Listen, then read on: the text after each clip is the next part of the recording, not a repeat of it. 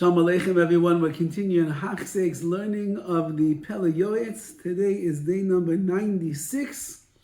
A good Tevach, Shavua Tov, a new week. In our Limud over here, we're in the chapter of Beis HaMidrash of the house of study, the yeshiva, where a person is going to learn.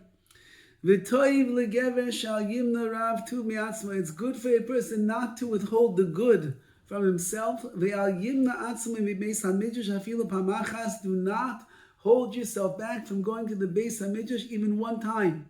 You have a shir, you have a chavrusa, you have something to learn with, you're going to go on your own, whatever it might be.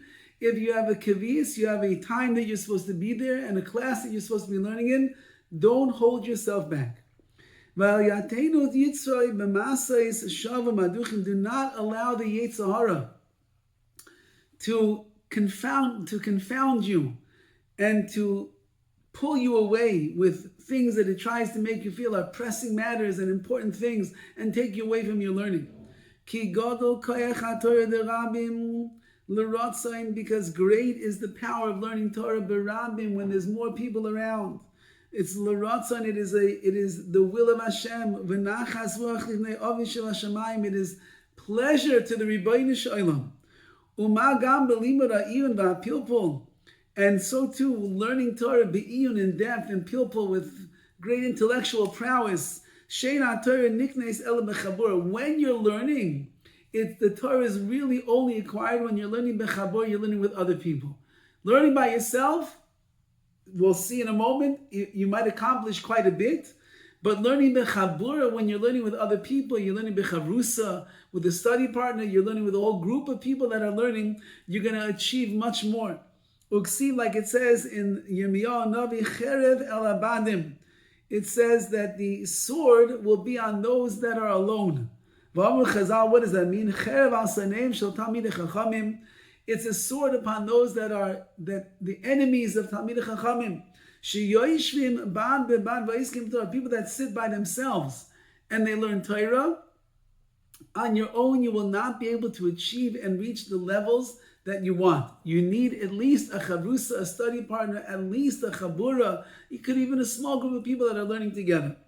And not just that, you'll become foolish in your learning if you learn by yourself, because you have no one to talk it out with and discuss. Do I understand what it says in Gemara? Do I understand the Rashi? Do I understand this verse? I don't know. So you need someone to bounce the ideas off that you can work it out. Not just that, you'll end up coming to sin. Because you might think that you arrived at the proper conclusion in your learning, and now this is what the halacha wants you to do, but you're really wrong. And so you end up doing the wrong thing. You're a chayta, you're a sinner. Uksiv, and it says in Mishlei, Barzel ve'barzel yachad. Iron sharpens iron, which means when two Talmidei Chachamim, when they get together, they can sharpen themselves, they can sharpen their minds and their understanding, and that's the way to learn. Utanan, we learned in Pirkei Avos, HaTorah niknes b'pilpul chaverim. The Torah is acquired with pilpul chaverim when there are partners, when there are chavrusas, when there are people learning together, the give and take that goes on between a study partner and his friend. That's the way you acquire Torah in the right way. And this that we want to clarify the judgment clearly, you need a chabur, you need a group of people to do that. It says in the Gemara, the Rav Kiyasei Treifa Kamei, when someone would bring an animal that they thought was a treifa, which meant that it was not, there was some kind of a blemish, maybe in the lungs, something wrong with the animal, and that's why it could not be used to be eaten, because there's some kind of a blemish that invalidates it as an animal that's kosher. So Machnif Nechulu Tabachid the Mechayza. He was in the town of Mechayza, and he would gather all the butchers together, and he would show them the animal and let them decide. He would let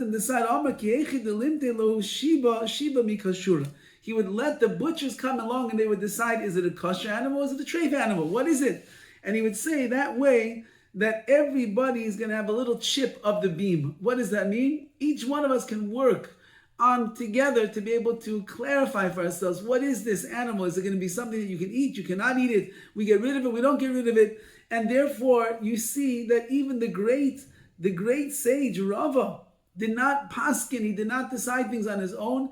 He got the butchers together because they were the experts in understanding this particular field. V'anan yasme de yasme. But we are the orphans of orphans. Manane basir. What are we going to answer? We're not so strong in our knowledge. We don't have so much understanding. We learn by ourselves. We don't have real chaburas. We don't have chavusas. What are we going to do? So therefore, all the more so, we have to make sure that we have people that we're learning with. At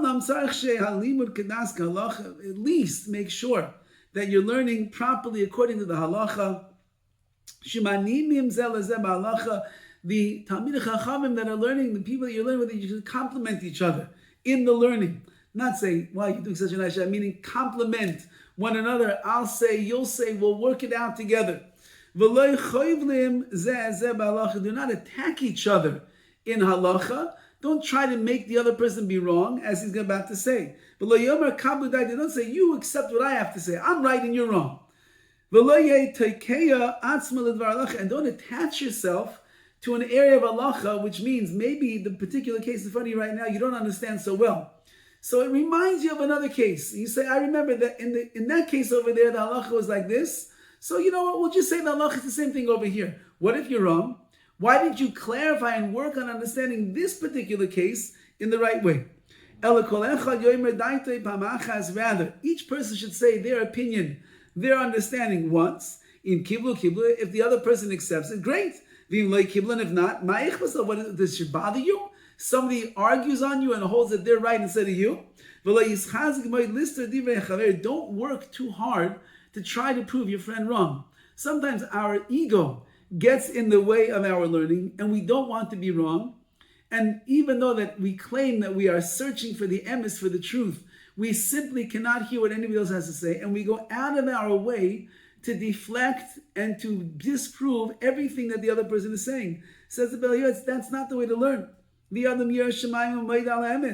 a person has to have fear of Hashem and admit to the truth, and accept the truth, the true words of their friend. I'm sorry.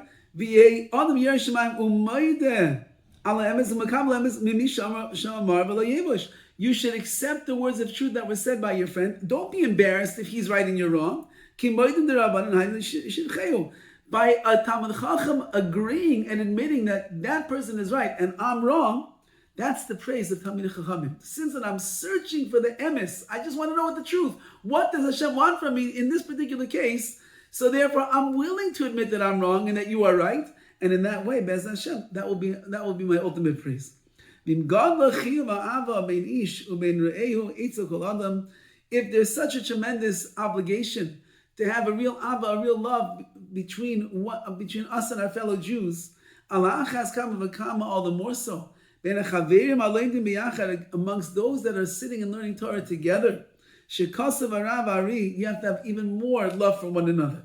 The Arizal writes, there has to be a strong love, a spiritual, soulful love. Like one body and one man, that's the way that it's supposed to be. We are plumbing the depths of Torah for the sake of understanding what HaKadosh Baruch Hu wants of us. We're stripping down our own our own ego and ourself to get to the bottom line of what the Torah is all about. And two people that are doing that, or a whole chabur, a group of people that are doing that, a yeshiva based middah that is doing that, it creates a tremendous connection, an inner connection between the people, and that ava, that love is very strong and very powerful. All the best.